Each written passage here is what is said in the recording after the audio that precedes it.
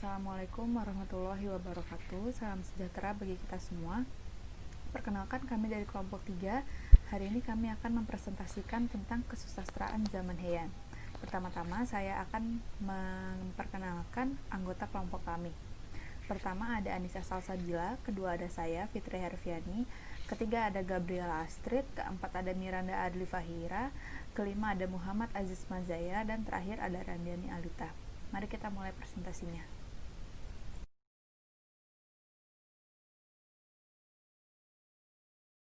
Pertama, saya akan mempresentasikan tentang pemerintahan pada zaman Heian. Pada abad ke-8 hingga akhir abad ke-12, pusat kekuasaan politik terletak di ibu kota Heian yang sekarang dikenal sebagai Kyoto. Keluarga Fujiwara yang telah mendapat kedudukan tinggi di pemerintahan sejak Fujiwara Kamatari, setelah pemindahan ibu kota, pengaruhnya makin bertambah besar dan luas, sehingga pada abad ke-9 dan seterusnya, kedudukan penting di pemerintahan hampir seluruhnya dimonopoli oleh keluarganya. Dengan demikian, terbentuk keadaan politik yang khas, yakni kedaulatan kaisar ditunjang oleh kekuasaan keluarga Fujiwara, dan dalam sejarah politik Jepang, keadaan politik yang khas ini disebut dengan Seikan Seiji.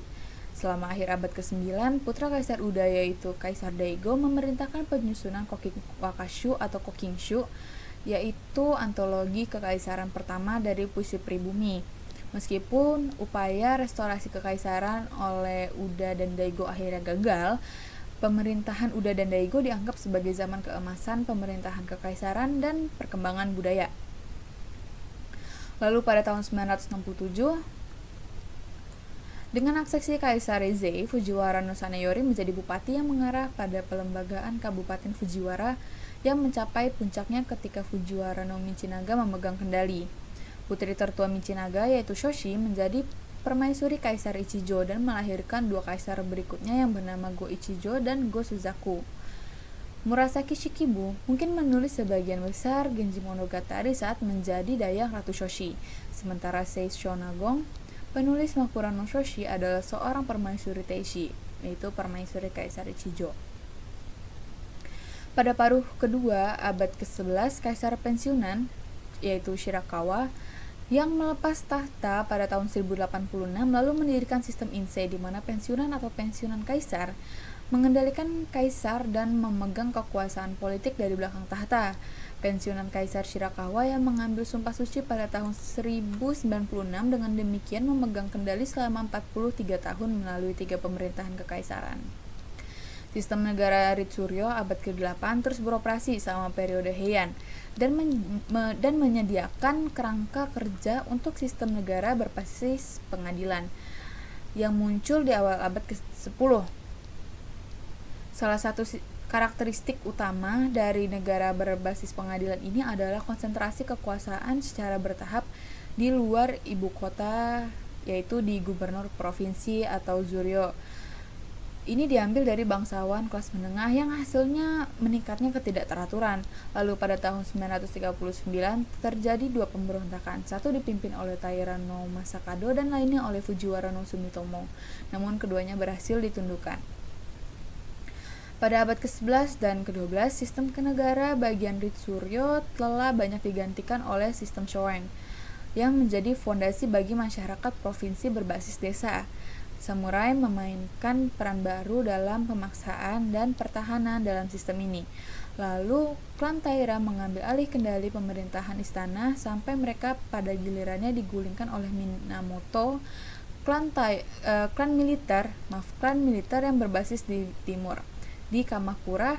Dengan demikian mengakhiri periode Heian dan mengantar periode abad pertengahan. Selanjutnya, presentasi akan dilanjutkan oleh rekan saya, yaitu oleh Miranda. Terima kasih. Halo Sensei dan teman-teman sekalian, selanjutnya saya Miranda Adli Fahira akan menjelaskan peran wanita dalam munculnya literasi vernakular. Arti dari vernakular sendiri adalah bentuk bahasa yang dipakai dalam kehidupan sehari-hari oleh suatu golongan atau kaum dalam masyarakat. Pada periode Heian ini, popularitas kesusastraan dapat dibagi menjadi 4 zaman popularitas yang mana ada hubungannya dengan peran penulis wanita, yaitu syair kanbun, waka, catatan harian, esai dan cerita atau dongeng, serta kesusastraan setsua. Populernya syair kanbun. Awal periode Heian ditandai dengan keberlangsungan hubungan Jepang dengan dinasti Tang. Keunggulan Jepang dalam membuat sastra dibantu dengan pengenalan bertahap akan literatur berbasis Cina dan sastra vernakular. Contohnya adalah Nihon Ryoiki atau catatan peristiwa ajaib di Jepang yang ditulis dalam sastra sinitik oleh pendeta Kyokai.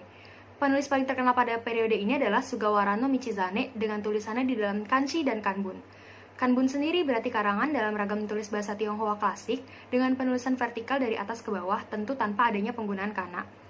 Pada masa ini, karya sastra hampir seluruhnya ditulis oleh bangsawan laki-laki dan memuncak pada Honcho Monzui, yaitu antologi puisi dan prosa waka yang disusun oleh Fujiwara no Akihira. Kebangkitan waka. Popularitas tulisan kana, khususnya dalam bentuk waka, meningkat pada akhir abad 9 dan melahirkan berbagai macam literatur vernakular. Waka menjadi bagian dari kehidupan sehari-hari para bangsawan yang berfungsi sebagai sarana komunikasi utama antara perempuan dan laki-laki. Antologi waka kekaisaran pertama pada saat kekaisaran Uda dan Kaisar Daigo, yaitu Kokin Wakashu atau Kokinshu, ini menjadi dasar untuk literatur selanjutnya, baik dalam diksi maupun konten tematik. Ada pula hubungan erat antara puisi Cina dengan puisi klasik Jepang yang terdapat pada Wakan Roeishu atau kumpulan puisi Jepang dan puisi Tionghoa, di mana kutipan puisi Tiongkok diikuti oleh puisi Jepang tentang topik yang sama. Wakan Roeishu ditulis dalam kanji dan kana yang menandai berkembangnya budaya Heian yang sedikit demi sedikit meninggalkan pengaruh kebudayaan Tang dan menuju ke arah pembentukannya budaya asli Jepang. Populernya kesusastraan buku harian. Koleksi waka pribadi dan pertukaran antara penyair memunculkan berbagai genre baru seperti buku harian Tosaniki, buku harian puisi semi-autobiografi konvensional oleh wanita seperti Kagero Niki, dan puisi dongeng atau Utamonogatari, dengan contoh yang paling terkenal adalah Issei Monogatari. Penulis literasi vernakular yang didominasi oleh wanita. Paruh kedua abad 10 hingga paruh pertama abad 11 menandakan awal tulisan prosa vernakular oleh wanita yang ditandai oleh buku harian Kagero, karya Ibu Michisuna yang ditulis pada tahun 970-an. Puncaknya berada pada popularitas penulis wanita Seisho Nagon. Beberapa karya terkenal adalah Lipi Lobok, The Tale of Genji, dan The Izumi Shikibuniki. Kemunculan sastra vernakular didominasi oleh penulis wanita yang terkait erat dengan kehidupan di istana. Contohnya seperti Murasaki Shikibu yaitu penulis The Tales of Genji yang merupakan putri dari bangsawan kelas menengah dan juga sebagai dayang di istana yang menuliskan pandangannya tentang kompleksitas kehidupan di istana. Sebelumnya penulisan karya sastra oleh laki-laki hanya menggunakan sastra sinitik bergengsi di kalangan pemerintah, beasiswa dan agama. Sedangkan penulisan oleh wanita menggunakan suku kata native Jepang dengan lingkup pribadi seperti buku harian dan memoir. Alhasil, penggunaan kana dalam sastra vernakular membuat orang Jepang semakin mudah untuk menulis dalam bahasanya sendiri. Materi selanjutnya akan dipresentasikan oleh rekan saya. Terima kasih. Selanjutnya saya akan menjelaskan mengenai populernya kesusastraan cerita. Hal ini diawali ketika era Murasaki Shikibu. Terdapat seorang penulis pria yang membuat prosa dalam bahasa sinitik. Para pria di era tersebut juga sudah menciptakan karya seperti Monogatari dan vernacular tales seperti buku harian sastra. Tetapi dalam penulisannya dilakukan secara anonim dikarenakan masyarakat menganggap karya tersebut rendahan jika dilakukan oleh pria. Maka dari itu penulisan seperti di dalam buku harian atau Tosa Dairi sangat erat kaitannya dengan perempuan. Kino Tsurayuki, seorang penyair terkemuka, mengasumsikan ciri khas wanita dalam menulis cenderung romantis dan berdasarkan kehidupan pribadi mereka, seperti dalam The Tale of the Bamboo Cutter pada abad ke-10. Contoh lainnya yaitu Kagero Diary mengenai ketidakpuasan dengan monogatari kontemporer, dan juga The Tale of Genji yang dipadukan oleh Murasaki Shikibu tentang penggambaran dilema yang dihadapi perempuan aristokrat dan wawasan psikologis.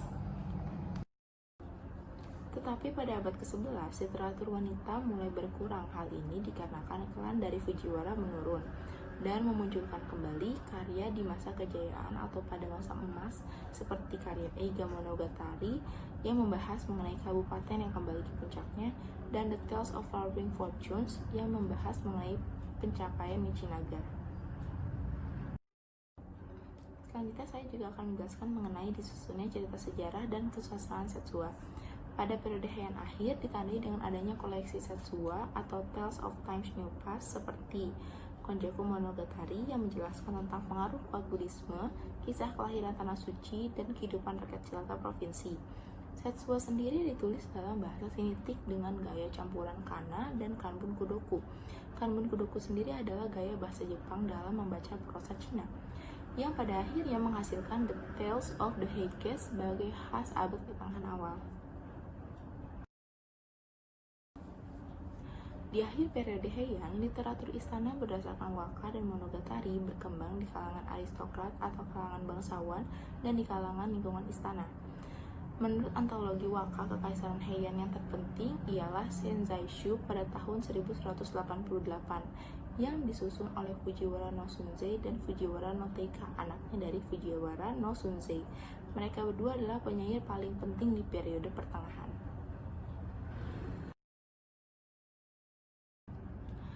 Kemudian Monogatari juga terus diperbanyak, dan yang paling terkenal adalah Sagoromo Monogatari dan Tsutsumi Chunagon Monogatari. Karya-karya tersebut sangat dipengaruhi oleh Monogatari The Tale of Genji. Menurut sejarah sendiri, pengaruh The Tale of Genji sangat penting dan lazim pada masa Shinko Kinshu yang dimulai pada abad ke-13. Serta dikarenakan Sunzei dan Teika, seorang penyair terkenal tadi, melihat The Tale of Genji sebagai pusat diksi. Sehingga di abad berikutnya, tulisan Heian Kana akan terus menjadi model tulisan yang dipakai seterusnya. Terima kasih. Selanjutnya presentasi akan dibacakan oleh teman saya Gabriela Astrid.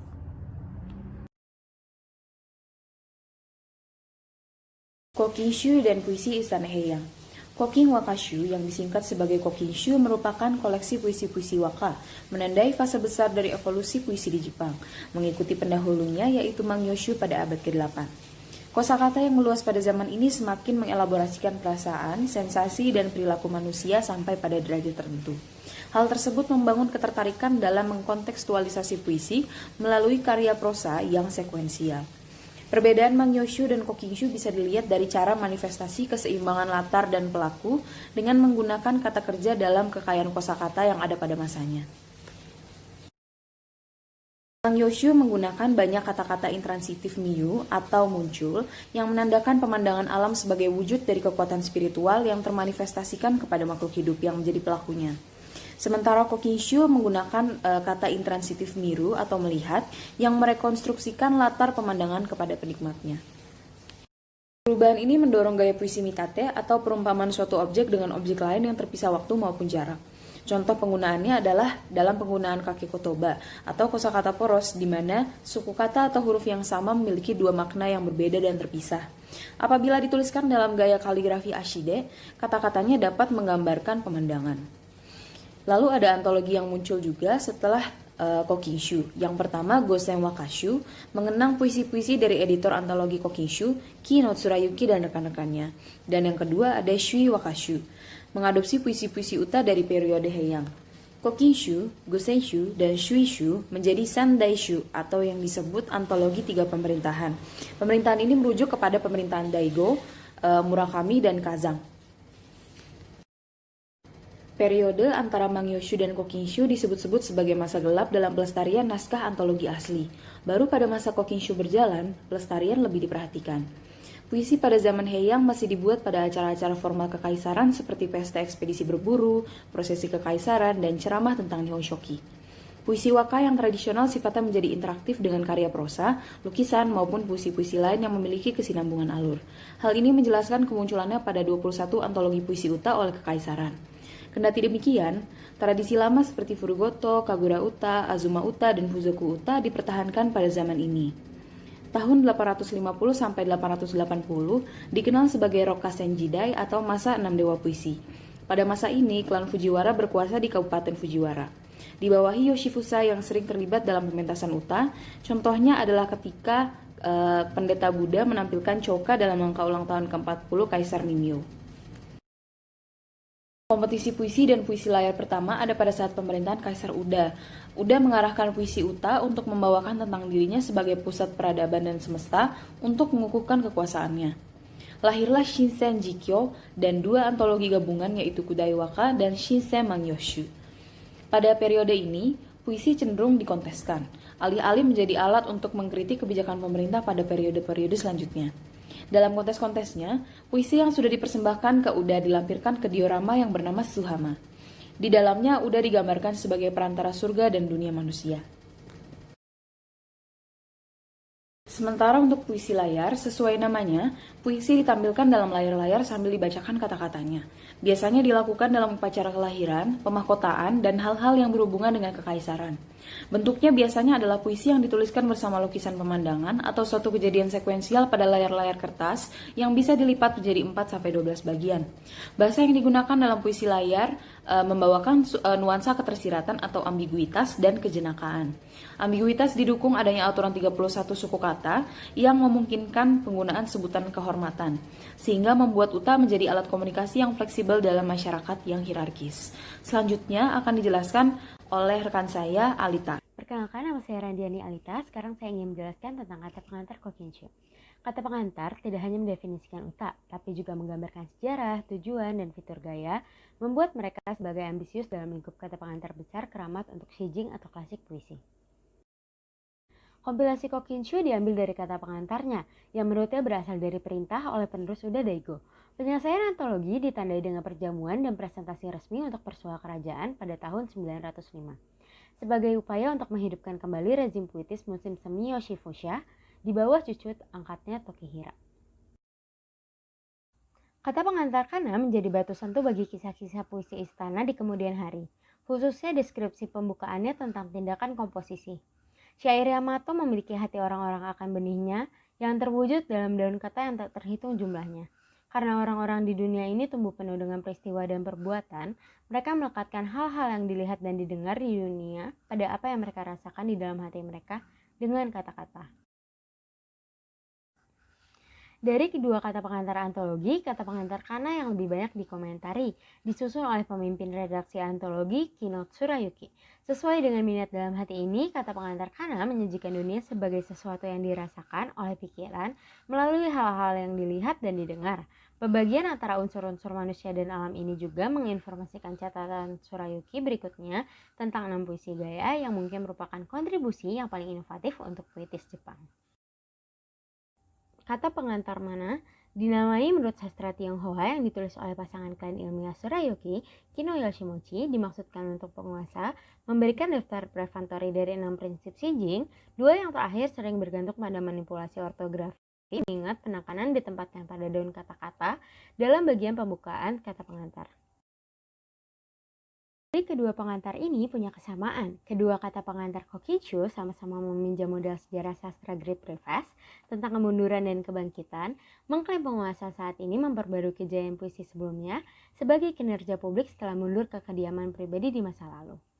Selanjutnya juga mencatatkan 6 penyair teladan yang sama, diantaranya Ono no Komachi dan Ariwara no Narihira, tapi mereka juga memiliki perbedaan. Kata pengantar mana mengaitkan berbagai struktur matrikal dengan waka, sedangkan kata pengantar kana berfokus secara eksklusif pada bentuk 31 suku kata yang disebut Yamato Uta. Selanjutnya ada struktur Kokinshu. Kokinshu terdiri dari 20 bab dengan jumlah keseluruhan waka yang terdiri dari 1111 buah. Waka tersebut diklasifikasikan secara umum menjadi 3 tema besar, yaitu 6 bab mengenai Shukan Shuto, 5 bab mengenai Koi no Uta, dan 9 bab membahas bermacam hal. Kalau Shukan Shuto temanya berdasarkan 4 musim, semi, salju, gugur, dan dingin. Kai no Uta temanya berdasarkan cinta yang berkaitan dengan berkat dan ratapan, serta perpisahan dan perjalanan. Dan yang terakhir 9 bab yang membahas berbagai macam hal, misalnya names of things dan miscellaneous forms. Selanjutnya akan dipresentasikan dengan teman saya, Aziz. Ya, terima kasih. Nama saya Muhammad Aziz Nagaya. Kita akan melanjutkan ke Gosenshu dan naratif Uta.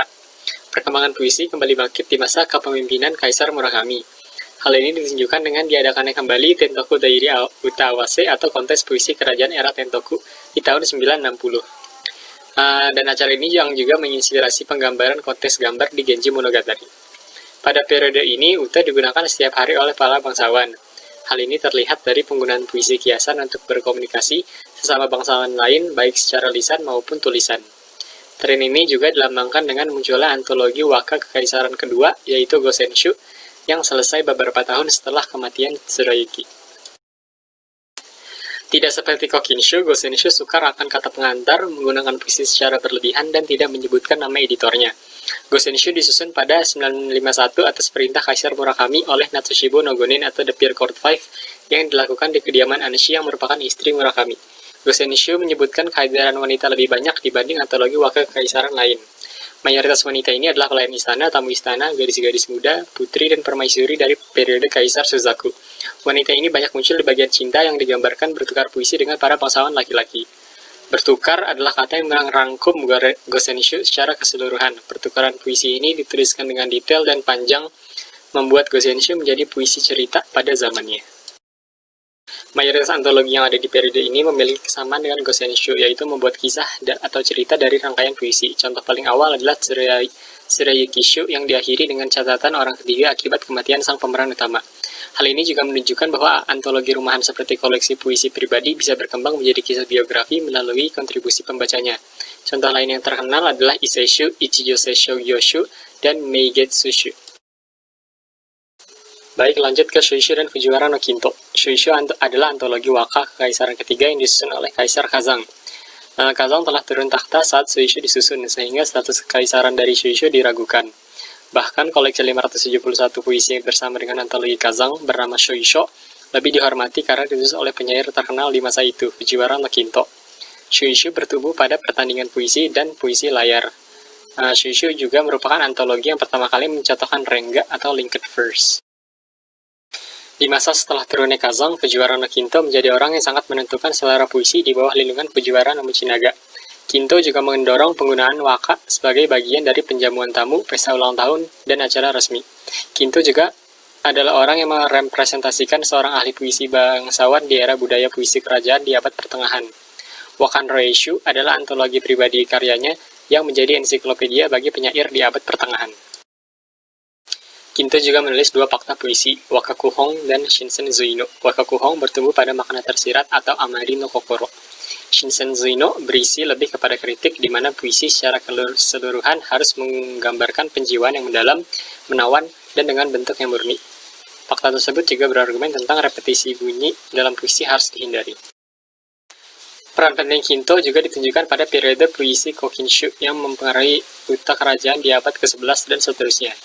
Penulis kisah Genji Monogatari, Murasaki Shikibu, adalah julukan yang diberikan oleh Kinto. Shikibu sering menyinggung puisi Kokinshu dalam karyanya.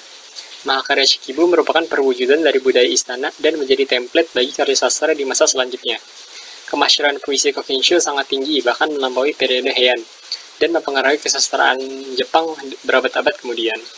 Sekian dari saya, terima kasih. Sekian presentasi dari kelompok kami, kurang lebihnya kami mohon maaf. Jika kawan-kawan ada pertanyaan, silahkan komen di forum atau bisa melalui WhatsApp group. Terima kasih.